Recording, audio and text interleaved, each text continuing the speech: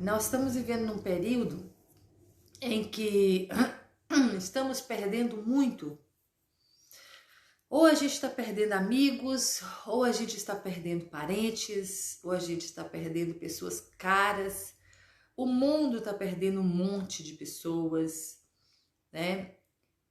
Por mais que a gente fale desse tema, perda, morte, né? Não é um tema assim que a gente domine, não é? Não fica natural isso, incrível, né? Por mais que a gente fale assim, a natureza não compreende a morte como a gente compreende. Para a natureza, tudo na morte é transformação. Ainda assim, toda vez que a gente vai passar por uma perda, toda vez que a gente vai passar por um luto, dói. Dói muito. Então é com base nisso que eu resolvi contar essa experiência, né? Que foi feita na segunda-feira. E hoje nós vamos dar continuidade a isso, mas de outro foco, ok? Então vamos lá, começando, já tem bastante gente.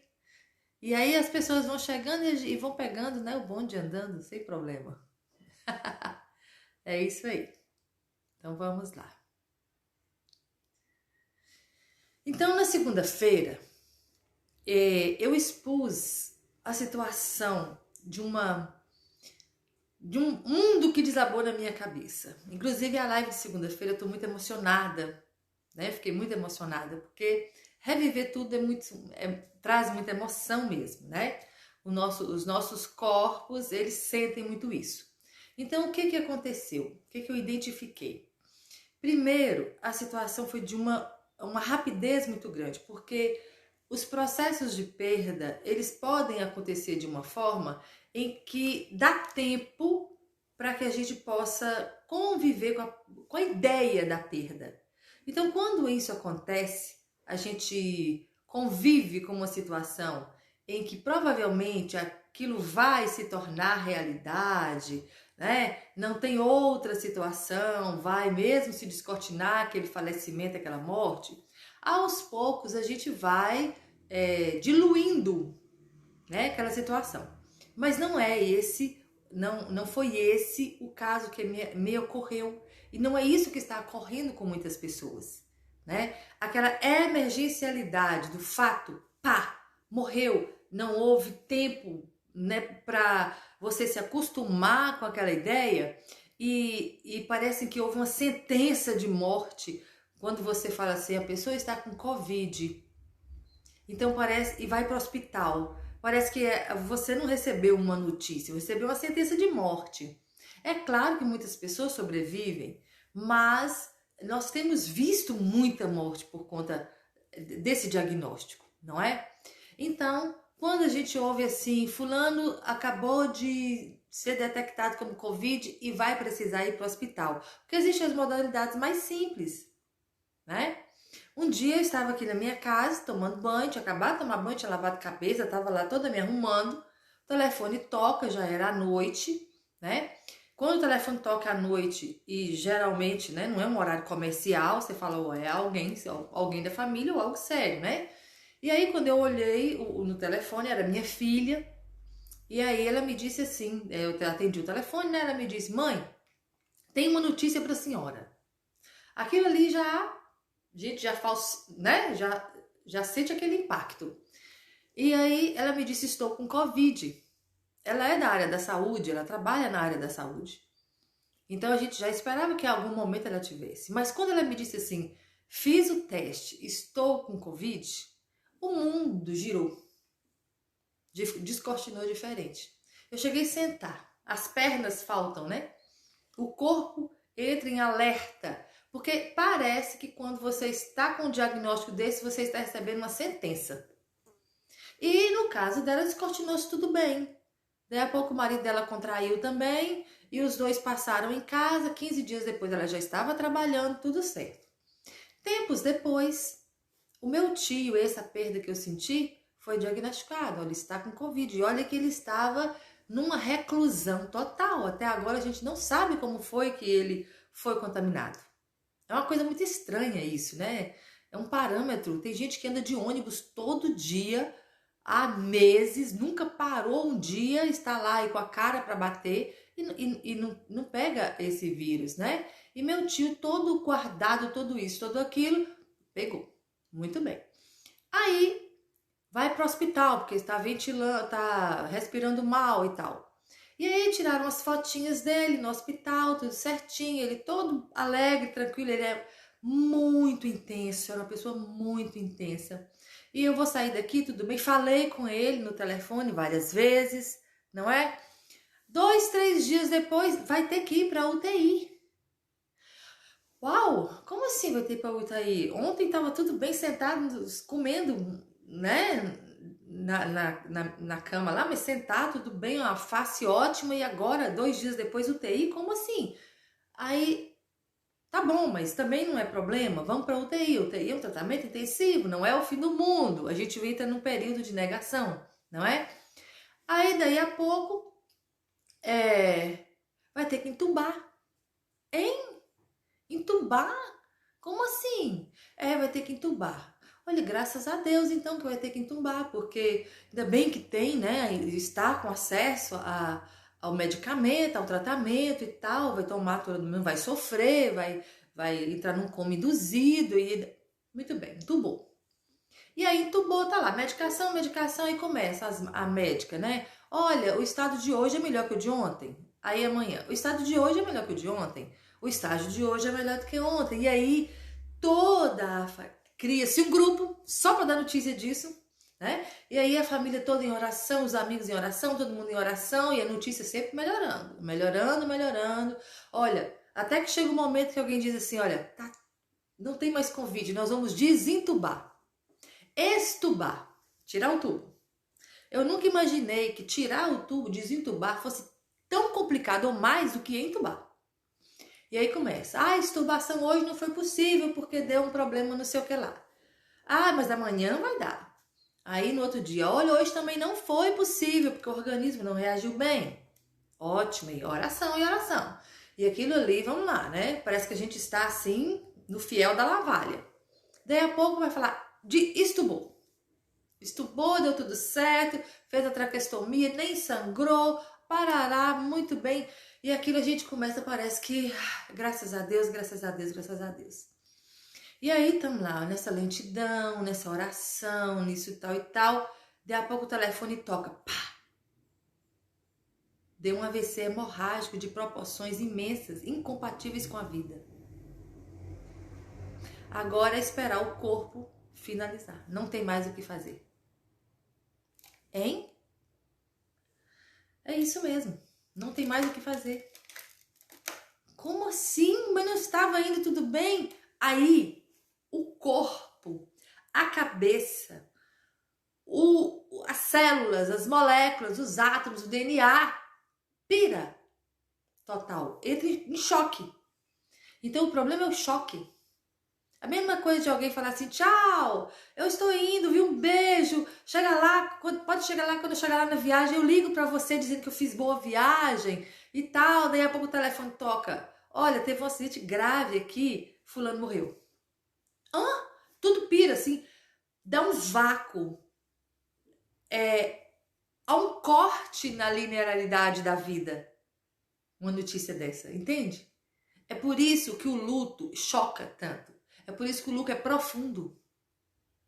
É por isso que a gente se torna um turbilhão de emoções, porque você estava tendo uma vida, né? Você estava vivendo numa situação linear, né? A nossa vida é cheia de intempéries, mas de certa forma assim, tem um palco, tem uma peça acontecendo ali dentro de um parâmetro e de repente algo vai lá e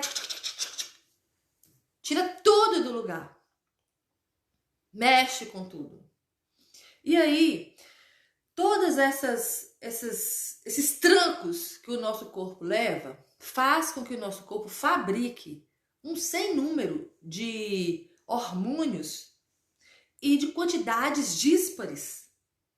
Então, realmente, vem choro, daí a pouco vem descrença, daí a pouco vem negação, daí a pouco vem culpa, daí a pouco vem raiva, e a gente fica cheio de cada sensação dessa, é como se o nosso corpo tivesse assim, tentando encontrar o que está acontecendo. E aí, na segunda-feira, eu relatei pormenorizadamente o que foi que eu fiz para sobreviver. Eu contei o que meu corpo passou, o que minha mente pensou, como foi que eu, no estado de minha presença, fui suprindo, né? Fui pedindo consciência e a consciência foi vindo e eu fui agindo. Porém, o que eu vivi, as sensações que o meu corpo passou, as decisões que eu tomei, as clarezas que o universo me mandou, são apropriadas para o meu caso. Porque é disso que a gente vai falar hoje. Existem vários tipos de luto. O luto, ele não é uma linearidade. As pessoas não passam pelo estado do luto de forma igual. Há muitas pessoas que vão se identificar com a forma com que eu passei. Há outras pessoas que vão assistir o vídeo de segunda-feira e vão dizer assim, que louca! Como é que ela conseguiu fazer isso? Ou então assim, ah não, isso aí é muito irreal. Pode ter gente até que pode acreditar que eu esteja mentindo, não é? Mas acontece que são vários tipos de pessoas. Nós temos que considerar um sem número de questões. Por isso que no final da live de segunda, eu disse assim, então na quarta-feira, nós vamos falar sobre os tipos de luto. Nós vamos falar sobre os tipos de perda e como é que elas se processam. Porque eu usei as ferramentas que foram propícias para mim, mas existem várias ferramentas que são propícias a você. Entende? Ou você pode usar até as mesmas ferramentas que eu usei e em você a consciência pode chegar diferente. Quando eu falo assim, gente, veio aqui, eu não estou falando do pensamento, não. Eu estou falando da consciência, da vozinha que fala quando você lança uma pergunta ao universo e ele te responde. Ele te responde claramente. Claramente. Parece que é alguém conversando com você, vem nitidamente na sua cabeça assim, tal coisa. Quem já teve experiência aí sobre isso? Coloca pra mim. Quem já ouviu a respostinha lá? Faz assim. Ou então, olha tal coisa. Ou então, assim, espera. Ou então, não é o momento, calma aí. Ou então, como seria você fazer dessa forma? Não é? Vem muito claramente na cabeça da gente o que tem que fazer, certo? Mas o que eu recebi de resposta provavelmente não será o que você vai receber de resposta. Porque somos pessoas diferentes, muito diferentes. E essa é a riqueza da coisa. E é por isso que as ferramentas funcionam, não é? Então, quando o luto acontece, as reações são física, emocional e psicológica. Esses três estados da nossa vida abalam assim, ó. Você está andando e cai tudo. Você cai num buraco, certo? E aí, essa desestabilização, ela não é só por perda de pessoas. Ela pode acontecer também em estados de desemprego, perdas financeiras. Existe até uma estatística, vou abrir um recorte aqui sobre perda financeira, que toda vez que existe uma depressão econômica, o índice de suicídio aumenta. Não sei se vocês já ouviram falar nisso. Há muitos anos atrás, em 1929, houve uma depressão mundial enorme na época, né? A gente veio tendo agora também recentemente, mas a de 1929 ficou para a história. A gente chama de craque da Bolsa de Valores de 1929, né? Então, os estudos mostram que o índice de suicídio, naquele momento, ele vinha assim, né? Ele fez assim. A perda financeira também traz um luto, muitas vezes insuportável. Muitas vezes leva ao suicídio, às vezes leva a situações terríveis, não é? Então há vários tipos de perda. E esse momento de perda, Tati, tudo bem? Chegou, que coisa boa. Nós estamos falando de luto hoje, tipos de luto, como é que você identifica que você está em luto, né? Porque às vezes a gente acha que luto é só quando a gente perde alguém, mas você pode estar vivendo uma situação aí e pode estar sentindo algumas coisas e você não identifica o que é, e você vai olhar direitinho agora e vai ver, eu estou vivendo um luto, né? Eu estou vivendo um luto. Então esse luto ele vai diferenciar pela intensidade do luto, você vai viver esse luto com mais dor ou menos dor, dependendo de algumas questões. Por exemplo, o objeto, a pessoa que morreu, ou o objeto perdido, ou o desemprego, ou a coisa que foi perdida, que saiu da sua esfera, né, de convivência, o seu relacionamento com essa pessoa, com esse estado, com essa coisa, vai ser uma dos dimensionantes da profundidade desse luto. Se a pessoa que você perdeu, se a coisa que aconteceu, se a perda que você sofreu foi muito, muito significativa, o luto vai ser muito significativo também. Mas se a pessoa era significativa, mas não tinha essa profundidade toda, ou de repente tinha mesmo uma relação muito próxima, mas existia ali umas intrigazinhas, umas tristezas em relação, e aí dá até um alíviozinho ficar livre, né? Da convivência com aquela pessoa, o luto também vai ser mais leve. Olha só, né? Se você queria muito, você trabalhava, você perdeu o seu emprego, ok? Se era muito importante e agora você está em péssimos lençóis por conta da falta desse emprego, ou você saiu injustamente, alguma coisa muito séria envolveu esse processo de corte, aí o seu luto laboral vai ser enorme. Agora, se foi uma questão tranquila ou você tem outras opções e tal, não vai ser tão branda, às vezes você não vai nem sentir. Uma mudança de casa, uma mudança de vida, uma perda financeira e por aí vai, né? Então depende da intensidade do objeto. Depende também da personalidade da pessoa. Então, nós já vimos falar, eu já falei em algumas lives, que existem 9 tipos de personalidades diferentes, básicas, né? Quando elas começam quando a gente trabalha as multiplicidades dela, elas chegam até a 108, mas básicas são 9. Então essas 9 personalidades, elas sofrem e entendem os acontecimentos da vida de forma diferente. Então por isso que pode ter algumas pessoas que vão assistir a live de segunda e falar assim, não me toquei. Outros vão falar, uau, como é isso? Perfeito, eu viveria daquele jeito, me identifico. Totalmente. Entende? Então, as pessoas podem não se identificar porque possuem personalidade diferenciada. E aí, ela tem que saber quem é ela. Como é que o corpinho dela funciona. O que é melhor para ela.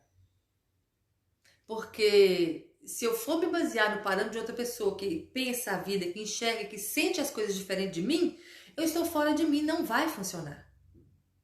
Não vai funcionar. Então, eu sei, por exemplo, que eu sou da tríade do intelecto. Eu e mais 2 tipos meu tipo de personalidade, mais 2 tipos de personalidade além do meu, são extremamente racionais.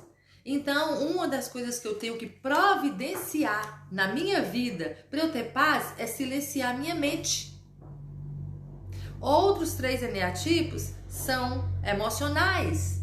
Essas pessoas têm que observar a profundidade, como é que essa emoção manda na mente dela. E outros 3 eneatipos são físicos, são instintivos.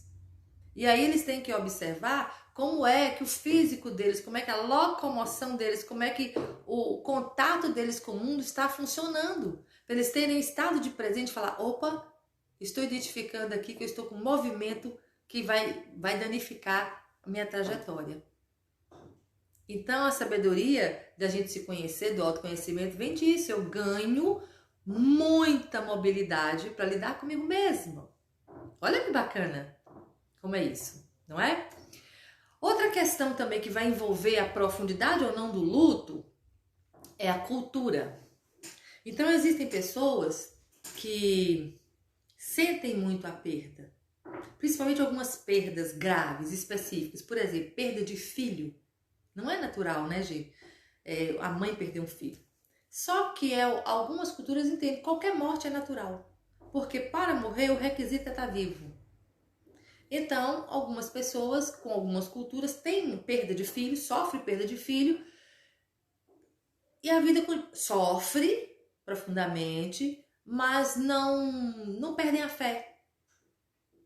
Conseguem continuar a caminhada. Ok? Outras pessoas passam pela perda igual e o mundo desmorona por anos. Tem gente que fica 20 anos em luto. Nós vamos falar sobre o tempo do luto daqui a pouco. Aguarde para você ver o que coisa interessante é o tempo de duração de um luto e o quanto isso pode fazer bem para o nosso corpo ou não. Olha só, daqui a pouquinho, hoje, daqui a pouco. Então, a cultura que eu estou inserida é importantíssima. Como é que eu compreendo a morte? Uma coisa interessante que eu tenho visto, eu sou espírita, né? Eu sou espírita. E aqui na doutrina espírita a gente compreende a reencarnação, então a gente sabe que estamos em planos diferentes, que a vida não acaba, né? Nós sabemos tudo isso teoricamente. E nós temos grupos, participamos de grupos de pessoas, de vários, né? Vários tipos de grupo. Dentre eles o grupo, né, das pessoas pares, dos pares da gente nessa área. Muito bem.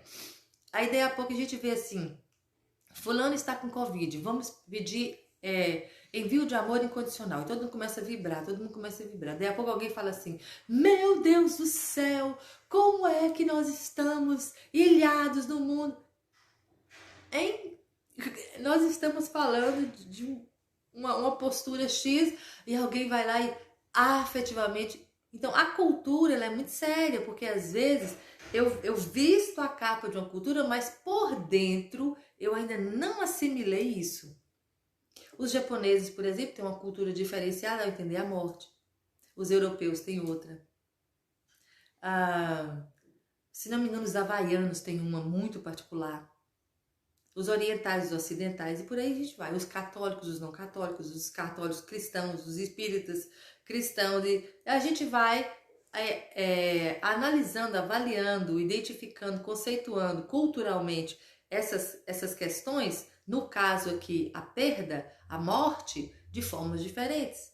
Então, a forma com que eu realmente, culturalmente, compreendo uma perda, também vai impactar na quantidade de sofrimento, o tempo que eu vou levar para me despregnar dessa perda e seguir minha vida. Não é? Então, o que acontece?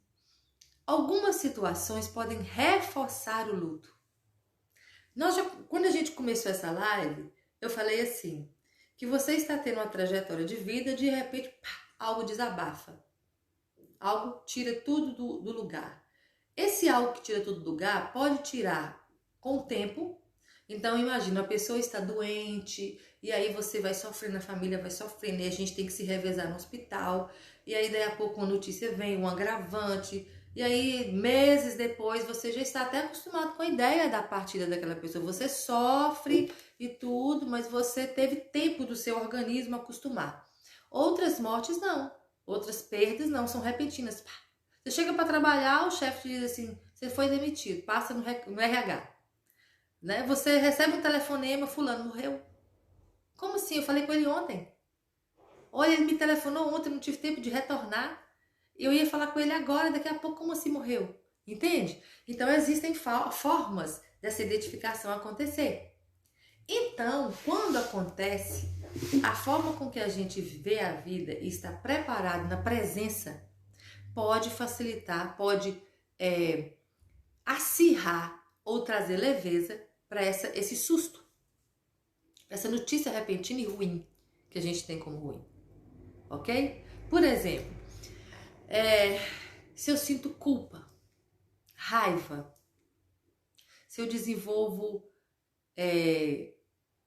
aqueles períodos de por quê? A minha fé cai, por que eu começo a questionar? Por que isso? Por que você tirou essa pessoa de mim? Porque logo de mim. E sabe o que a gente chega a falar? Com tanta gente ruim no mundo, Por que que tirou fulano que era uma pessoa boa? Aí a gente joga no rio, joga no ralo, todo o respeito que a gente tem que ter com qualquer tipo de pessoa. Não é porque a pessoa é má ou eu não gosto dela que ela tem que morrer no lugar da que eu gosto. Entende como funciona? Então, isso pode acirrar. Então, quando eu recebo a notícia que meu corpo entende a realidade, a primeira situação que acontece é negação. A negação, o estado de negação, que é o primeiro estado do luto, ele nos leva a uma situação de absurdo. Não, isso não existe, isso não aconteceu, isso não aconteceu. Isso não aconteceu. Quando você começa a negar, aconteceu, e alguma coisa vai te dizendo sim, aconteceu, você vai ficando desesperado. Então esse desespero, ele fala porque você se vê numa situação em que aquela notícia é tudo que você não quer receber, mas você não tem como mudá-la. E isso dá um desespero muito grande. Aí a segunda parte, quando você começa a observar que não tem como mudar aquela situação, que não é mentira, não é um pesadelo e você não vai acordar, aí você começa a viver uma situação de lembranças. Começam a alternar na sua cabeça lembranças boas, lembranças ruins, lembranças boas, lembranças ruins, lembranças boas, lembranças ruins. E por que que a gente faz isso? A gente faz isso para tentar suprir aquele buraco que ficou com a notícia. É como se você tentasse trazer a pessoa de volta, ou a coisa de volta, né? Para você ter a sensação de que aquela vida ainda existe, de que aquele emprego ainda existe, aquela pessoa ainda existe, aquele bem, aquele dinheiro que você perdeu, sei lá, né? Ainda aquele status quo financeiro ainda existe. Você tenta manter ele ali com lembrança. Lembranças boas, lembranças ruins, lembranças boas, lembranças ruins. E aí, se entrar o estado de julgamento, se entrar o estado de culpa, onde você pensa assim, se eu tivesse feito tal coisa, será que teria resolvido? Será que se eu tivesse feito tal coisa assim, eu hoje estaria mais leve? Ou isso não tinha acontecido? Será que se eu tivesse dado aquele telefonema? Será que não sei o quê? Quando eu começo com essas conjecturas que me levam à culpa, eu pioro, eu intensifico. Eu passo um destaque texto, sabe? Uma coisa amarela, rosa, fluorescente, naquela situação. E qual é o perigo disso? O perigo disso é criar um além em você.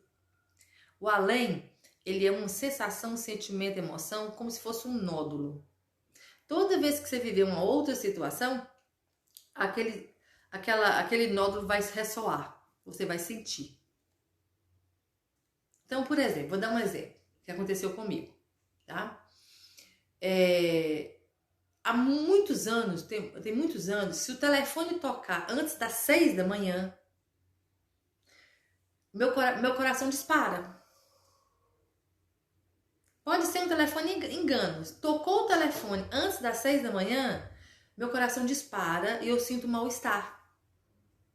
De onde veio isso? Teve um ano na minha vida em que eu tive 3 perdas. Todas as 3 perdas foram avisadas antes das 6 da manhã por telefonema. Então a primeira perda foi em março, o telefone tocou, era cedinho, 6 da manhã, fulano morreu. Daí a pouco passou o ano, daí a pouco passou alguns meses, antes das 6 da manhã o telefone toca, atendi, fulano morreu. Uau! Quando foi daí a pouco mais um tempo, o telefone toca de novo, mesmo modus operandi.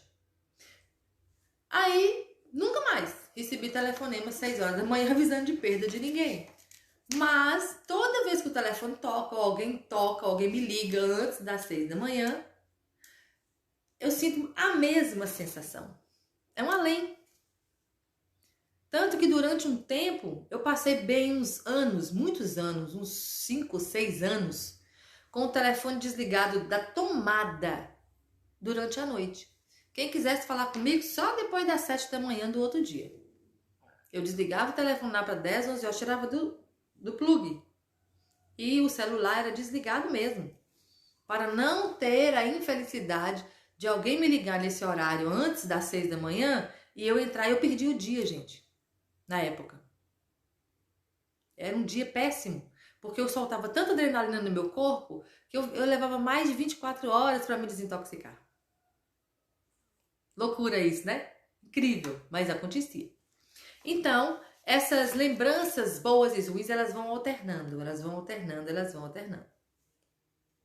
Se você adicionar culpa e julgamento, vai piorar, tá? E aí, você pode prender essa energia no seu corpo e criar um além. Aí, anos depois, você já está até recuperado desse luto, alguma coisa acontece que o seu corpo identifica como semelhante ao que você está vivendo agora, e ele vai buscar tudo isso e você vai enlouquecer, achar que você está tendo até uma premonição, sem ter. Olha que coisa interessante, não é? Mas, então, o estado de presença vai trazer você para conduzir esse momento da forma mais lúcida, consciente. Tá bom? Possível. Bom, então, quando você recebe essa notícia, o que é natural e todo esse todo esse turbilhão de coisas acontece, não é? O que o seu corpo vai produzir, né? Em relação a sentimento, a sensações, né? Fadiga, cansaço, vai disparar seu coração, falta de ar, sensação de desmaio, né? As pernas faltam, você fala, perdi minhas pernas, né? É muito comum a gente usar essa frase. Ansiedade, perda do sono, choro compulsivo, sensação de estar no fundo do poço, não ter saída. Você pode sentir descrença. Você pode falar, o mundo acabou, como é que isso pode acontecer? Como a vida é injusta? Você pode entrar nessa vibe, né? Você pode sentir dores físicas, dor no peito, dor nas costas, dor de cabeça, dor na base da nuca, aqui atrás, ó, na banda do poder aqui atrás, né? Você pode sentir nó na garganta. Você pode sentir dor na pelve. Você pode sentir dor no umbigo. Dor de estômago. Várias partes do seu corpo podem se manifestar. Se você falar, não, eu tô bem, eu tô bem, eu tô bem, de repente aparecer uma dor no calcanhar, no joelho, direito ou esquerdo, etc, etc, pode saber, seu corpo está manifestando alguma sensação e quer que você olhe para isso. Não significa que você vai infartar, que você esteja criando uma doença em você. Seu corpo está pedindo atenção para algo. Então, geralmente, dor no estômago, falta de ar, está relacionado, dor nos rins, está relacionada à tristeza profunda.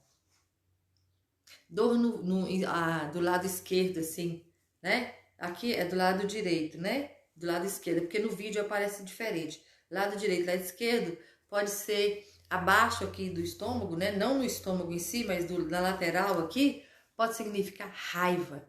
Boca que amarga, raiva. E aí, falando de raiva, quem está no entorno das pessoas que estão sentindo luto, precisam também prestar atenção. Porque algumas pessoas podem estar com um índice de sofrimento tão alto, o grau de dor emocional pode estar tão alto, que ela, ao invés de manifestar com choro, com isso, ela vai manifestar com raiva. Ela vai querer ferir outras pessoas. Tem gente que sofre de uma reação que a gente chama de reação do escorpião. O escorpião é aquele animalzinho, né? Não estou falando do escorpião do zodíaco, não. O escorpião mesmo, bichinho, né? O escorpião, se você for pegar nele, nem que seja para fazer um carinho, ele vai te ferroar. Se ele estiver afogando, morrendo, se você for salvar, ele vai te ferroar. Então, tem pessoas que sofrem do síndrome do escorpião. Você leva uma água para a pessoa, ela joga o copo fora. Ela briga com você. Ela lembra um negócio que ela não gosta de você e joga na sua cara. E aí pode acontecer que nesse período do luto, muita gente saia machucada. Não só pelo luto, mas das reações físicas do luto. Por isso que o estado de presença é importante. Se você souber disso, você estiver vivendo um luto e você vier e você tem vontade de machucar o outro, você perceber que você está sentindo uma dor terrível e que você tem vontade de machucar o outro, você já pode escolher se você quer fazer isso. Agora, passar por um luto de forma consciente é que é uma grandeza. Como pode melhorar isso? Como pode melhorar ainda mais? E outra coisa, uma vez alguém me disse assim: Janete, estou passando por isso, por isso, por isso, por isso. E essa pessoa é uma amiga, muito amiga mesmo. E aí eu falei com ela: escuta, como eu posso contribuir com você? Como seria a gente olhar tudo isso por outra vertente? Será que não tem outro modo de a gente observar isso para ficar mais leve? E aí fiz uma série de perguntas com ela, tal, né, tentando facilitar. E aí ela me disse assim: Janete, olha, eu vou desligar o telefone, sabe por quê? Porque eu não liguei para terapeuta, eu liguei para minha amiga. Eu falei: ah, então tá bom, meu bem, quando você melhorar a gente conversa, porque eu não sei mais quem é a pessoa e quem é a terapeuta, porque eu vivo isso. Então tem horas que a pessoa entra num luto e diz assim: não, eu quero dar uma pausa em tudo, eu quero agora chorar, eu quero desmoronar. Isso é uma incoerência, gente. Se você tem ferramentas, é o momento de usar. Então assim, eu vou abandonar tudo que eu sei naquele período, porque agora eu não vou usar nenhuma ferramenta nem nada, porque eu entrei num momento de dor. Para que servem as ferramentas? Para um momento de alegria? Como pode melhorar? O que mais é possível? O que mais é possível? Que a gente ainda não considerou, que se a gente considerasse, a gente se tornaria as ferramentas. Se tornar a ferramenta. Eu sou a ferramenta. Eu sou todas essas ferramentas. Eu já acordo fazendo tudo isso. Eu já acordo no estado de presença. Como seria? Como pode melhorar ainda mais, hein? Não é? Outra questão é: qual é a duração? Agora vamos lá. Quanto tempo dura um luto? 2 anos é o tempo médio de um luto. Não só o luto de perda por morte, né? Agora eu penso assim, é meu interessante ponto de vista. Para Janete, 2 anos é muito tempo. É um vácuo muito grande. Então, no meu interessante ponto de vista, se eu usar os recursos das ferramentas que a gente adquire, né, ao entrar no mundo terapêutico, seja qualquer ferramenta, mas as de Axis eu tenho usado, elas têm sido muito eficientes, eficazes e rápidas, né? Você pode abreviar esse tempo muito, para meses, 1 mês, 2 meses, 3 meses. Agora, há pessoas que estão em luto há 20 anos, há pessoas em luto há 5 anos, há pessoas em luto há 18 anos. Como pode melhorar ainda mais? Como pode ser mais fácil passar por isso? E aí a gente percebe que esses lutos longos, eles aconteceram por uma coisa. E que coisa foi essa? O que gerou esse luto longo? Quando a pessoa recebeu a notícia e começou a vivenciar o luto e instalou um além nela, lembra lá que eu falei, você pode instalar um além em você, se você não estiver no estado de presença? E aí ela jogou em cima desse susto que ela levou. Ela jogou em cima culpa, ela jogou em cima raiva, ela jogou em cima um monte de outras sensações que reforçaram esse sentimento de perda. Ela criou nesse além, que o além aprisiona a gente. Ele deixa a gente preso nele, ok? Ele vira um vírus de computador que é difícil deletar, porque ele se retroalimenta. Parece que ele cria vida própria. É uma das crenças mais difíceis de retirar do sistema, é o além, ok? Porque ela é muito profunda. E quando você vai tentar tirar, ela pode se dividir, partir, se instalar em outro lugar, ela cria metástase. Exatamente, quem falou isso aí é isso mesmo. Ela cria metástase, tá? Então, esse além que a pessoa criou, e deu comidinha para esse além através das culpas, da raiva, do rancor, do remorso, não sei de que, não sei de que, não sei de que, criou nessa pessoa um looping. Então ela fica presa, ela fica vivendo, ela criou uma situação de repeat. Já ouviu falar nisso? Quando a gente coloca o som ou a música para repetir várias vezes? Quando chega no final, repete, quando chega no final, repete. Então, ela não segue uma linha, ela segue um círculo. Ela fica ali patinando no mesmo tema, no mesmo assunto. Olha, é necessário que a pessoa entenda que está vivendo isso, reconheça e queira, escolha quebrar esse holograma. É um holograma. Por isso é que dura tantos anos. Por isso é que dura 5, 6. Se o tempo do corpo desintoxicar naturalmente, se eu não fizer nada, 2 anos, imagina uma pessoa que está há 20 anos, 5 anos, 18 anos, 19, 30. Tem gente que morreu de luto, ficou viúva, perdeu o filho com 36 anos, já tem 70 anos, só fala nisso. Nunca mais andou pra frente. E até hoje você chega da pessoa, e aí, falando que eu tenho, ai, eu tô bem melhor e tudo, mas eu ainda sinto muita falta de fulano. Quem é fulana? Fulano é meu filho que morreu, que não sei o que e tal. É mesmo? Quando foi que ele morreu? Ah, menina, tem 20 anos que ele morreu, mas eu nunca me acostumei, eu nunca esqueci. E aí, o que tem por trás de uma situação dessa? Tem aquela cultura assim, como é que eu mereço viver sem meu filho? Ou então, se eu melhorar minha vida, eu vou ser uma pessoa macabra porque eu perdi um filho, perdi meu marido. Como eu posso ser feliz de novo? E você sabe que isso não é raro, não. Acontece. Todos nós corremos esse risco de a gente se colocar nessa posição, nesse lugar de ter que perpetuar alguma coisa. Até porque a gente tem julgamento sobre isso. Então a situação é observar quantos julgamentos, quantas agendas, quantas invenções, quantas mentiras eu estou usando para me manter em luto tanto tempo. E aí você sente essas emoções e destrói, descria. Destrói, descria. Tudo isso. Aí, Janete, você fala de uma forma tão fácil. É escolha, né, gente? Não é rápido, não é fácil. Mas se eu estou vivendo 20 anos na dor, viver sem ela precisa ser uma recomodação. Eu preciso escolher isso. Porque às vezes eu fico observando assim, como é que eu peço o universo para trazer uma coisa para mim se eu não estou escolhendo essa coisa? Como é que eu peço ao universo para me trazer uma vida mais divertida, mais leve, mais isso, se eu não estou escolhendo deixar isso? Eu não estou escolhendo viver isso. Eu só peço. Mas eu mesmo não me coloco na posição de. Olha que consciência é essa. Vamos olhar para esse lugar? Vamos olhar para isso. Certo?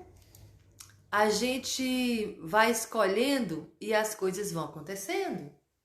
É exatamente, Catiane. Se eu não escolher, eu posso pedir, não vai ter. Porque você não está escolhendo. O universo não pode te dar aquilo que você não está vibrando. Não é? Porque a gente é vibração. E, para finalizar, por que é que o luto dói tanto? O processo do luto? Porque a ordem foi subvertida. Existia uma peça acontecendo, né? Todos os personagens estavam ali convivendo, cada um no seu papel, e alguém foi retirado de cena. E aí agora os outros personagens que ainda ficaram nessa peça, nessa vivência, né, nesse vivencial, vão ter que reocupar papéis, relocar papéis. Então quem sou eu sem a figura da pessoa que foi retirada? Como eu vou viver agora?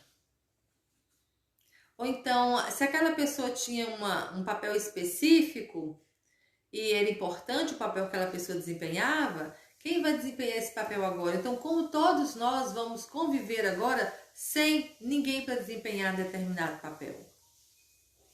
Então, essa relocação de papéis também precisa de ser observada. E até por isso, o luto, ele precisa ser realmente vivenciado, só que pode ser com clareza. Não precisa ser com a profundidade da dor tão grande, tão longa. Porque também se eu entro num luto de 15, 5 anos, 6 anos, 10 anos, 20 anos, 18 anos, né?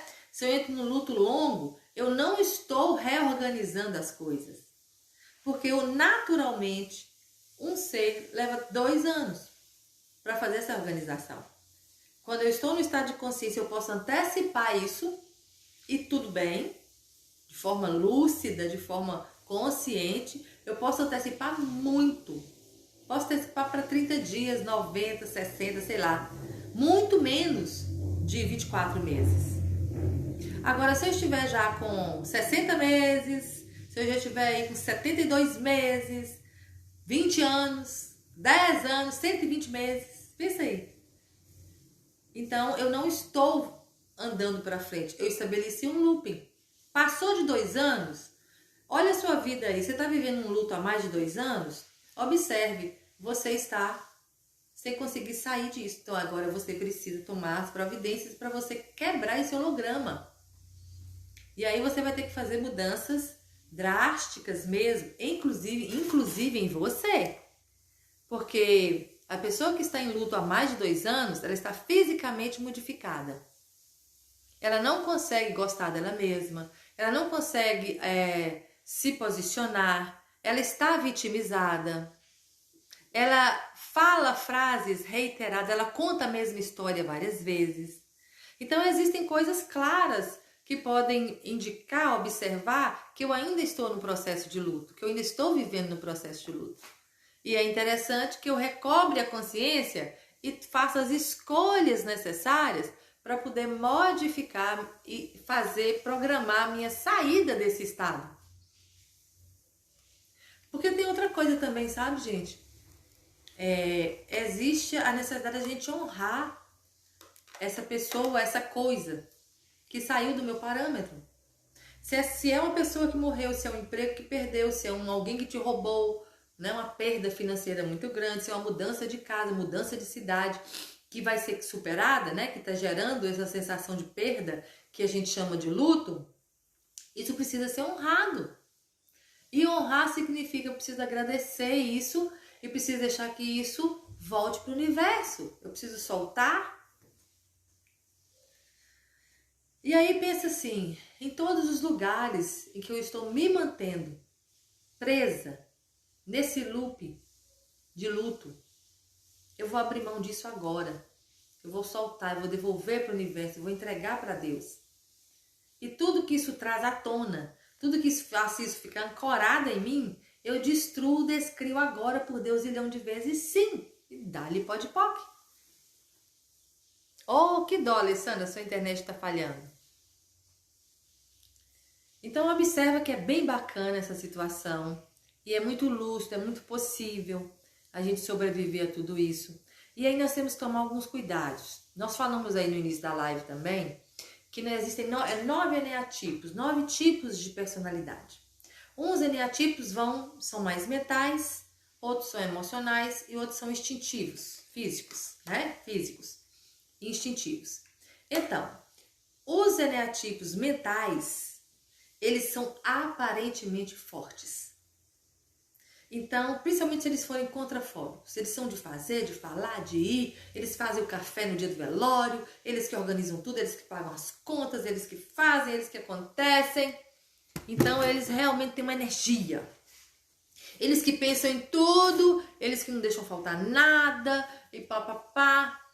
Então, aparentemente, você olha e fala, fulano tá bem, fulano tá ótimo. Ó, fique de olho.